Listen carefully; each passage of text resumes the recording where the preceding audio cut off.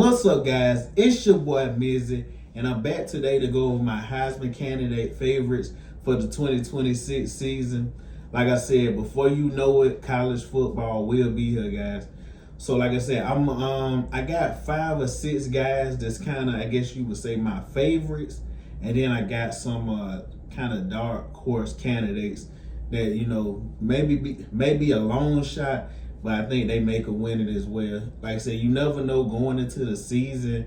Like last year, Arch Manning, everybody had Arch Manning on their boards. Well, I guess you would say all the analysts had Arch on their boards, and we seen that he didn't have just a terrible year, because last year at the tail end of the year he did start to pick up, but it definitely wasn't a Heisman year, and it was kind of a strange Heisman year because Mendoza didn't have like monster numbers. So we'll see this year it like gets back kind of, who has the biggest year.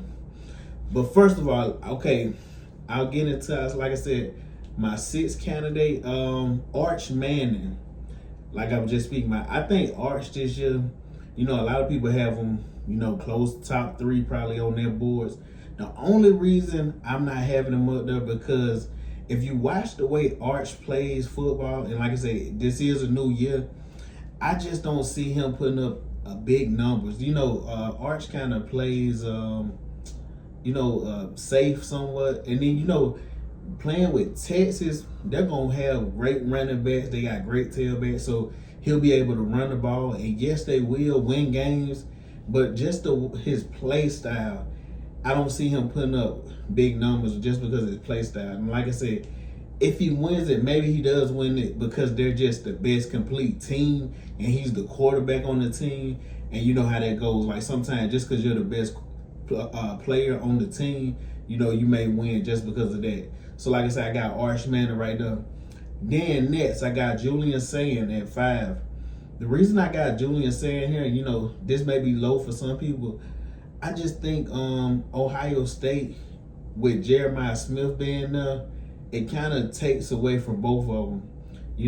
Especially because, in my opinion, Jeremiah Smith is a way better player. So I'm assuming Jeremiah's going to have a big year. So people will look at Julian Sayin numbers and say, well, what would your numbers been if that guy wasn't over there? They would say take him and put him on Oregon, Indiana, Alabama, and he would make that quarterback look good. So that's why I think it'll take away, some of the steam from Julian Sayin, just because, like I said, you'll have voters, they'll be saying, how good really is he? Even though, like I say, Julian Sayin really accurate, we know he's a good QB, but I just think that'll take some votes from him. Number 4, I got Dante Moore. So Dante Moore, he came back this year, could have left last year. I think he's going to have a big year. This may be a little too low for him, but we'll see how the season goes for Oregon. Just Oregon always, struggles with certain teams they shouldn't struggle with. And, even last year, we seen them struggling in certain games that, they should have figured out. But we're going to see Dante Moore coming back. He should have a monster year just because, like I said, another off season, another more time to like get acclimated with the playbook, learn the scheme. Like I said, he already comfortable with the coaches. And Oregon, a lot of people picking Oregon as they favorite to win a championship. So of course, if they win that, he would have to be playing great, especially going into the playoffs. So like I said, he may get it. Like I said, we'll see. Then number 3, I got other player from Ohio State, Jeremiah Smith. I think Jeremiah Smith is the best offensive player in college football. He may be the best player, period, in college football. But I just think, and it's been since Devontae Smith for Bama, wide receiver won the Heisman. And like I said, of course, a lot of wide receivers haven't won it.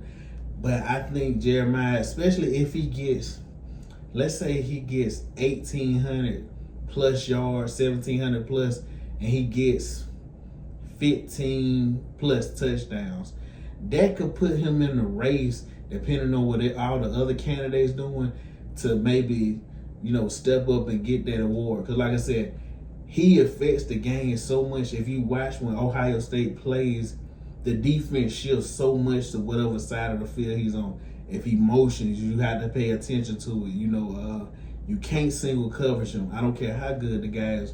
You got to have a guy over the top. If he takes a 5-yard hitch, because like I said, he could take that to the house. He could take a 5-yard slant and boom, hit his head on the goalpost. So like I say, Jeremiah Smith, I just think the guy's so talented that his numbers are going to be massive. And, to tell the truth, he probably could get to 2,000 yards if Ohio State was just forcing him the ball. Then I'm assuming some games, even with Julian saying them, I'm assuming there's going to be some games Ohio State is blowing a team out and they'll probably be sitting on the bench.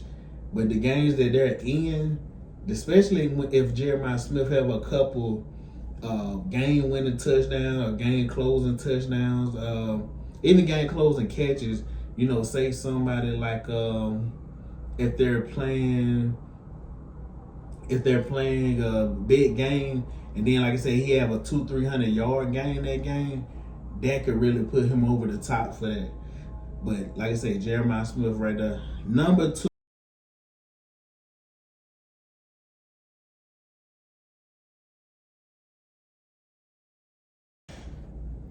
Number 2, CJ Carr.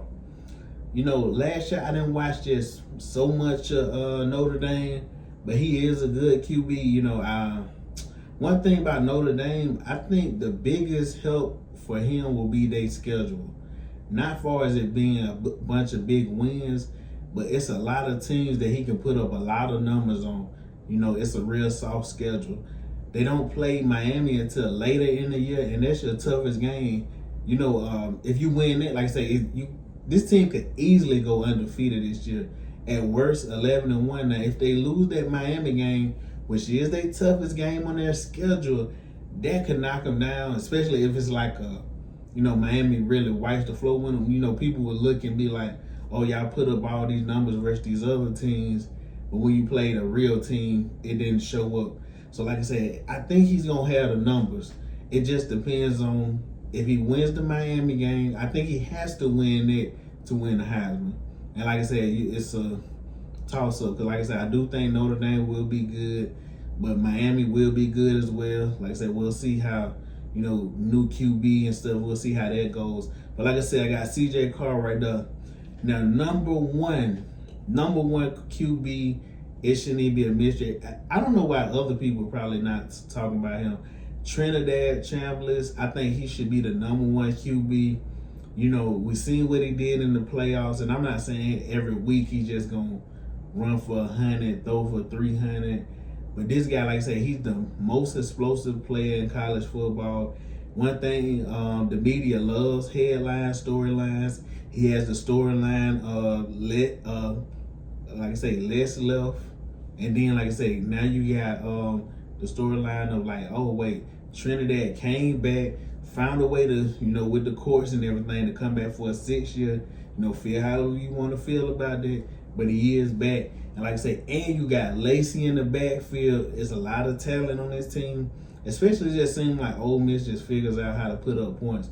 And even with, Lane being gone, I still think that this team is going to put up points. They're going to figure out a way to put up points. Especially if when they play LSU, if he finds out a way to really put up a big game, that may, and like I say, it's early in the year. So, you kind of want to get into the season and, start out early, like I said. But that's why I say my number 1, Trinidad Chambliss. So, like I said, we get into a dark horse candidate. So, my dark horse, the first guy I got is Gunnar Stockton. Because, Gunnar Stockton, people don't really talk about him for as, great QBs. Everybody gives Gunnar respect, but I think Gunnar has really grown as a quarterback. We seen it last year when they played Ole Miss in the regular season, even later in the year. Of course, he had some games that he may struggle throwing, maybe a couple, but for the most part, Gunnar really improved on passing the ball, especially just controlling. You will see times in the game he never looks shaken. He always looks confident. You know, you'll see times Georgia got to get a score. Boom, boom, boom. He takes them down the field. Either he'll pass it, and then you know he's tough, so sometimes he'll even run the ball in. But like I said, I got Gunnar Stockton. Then another QB, Sam Levitt. And you know, everybody knows this. Quarterbacks get more looks because, like I said, they touch the ball every time. So I got Sam Levitt from LSU. You know, one thing, like I said, having Lane Kiffin there, your numbers is going to go up exponentially. And then, like I say, being at LSU, I think, like I say, that's that wide receiver talent. Sam Levitt has to be able to put up numbers, especially playing in the SEC when there's going to be a lot of games that's going to depend on him being the one to win the game. You know, I'm assuming LSU will have a good running game, but at the end of the day, it's going to come down to what can Sam Levitt do at the QB position. So like I say, Sam Levitt on the next.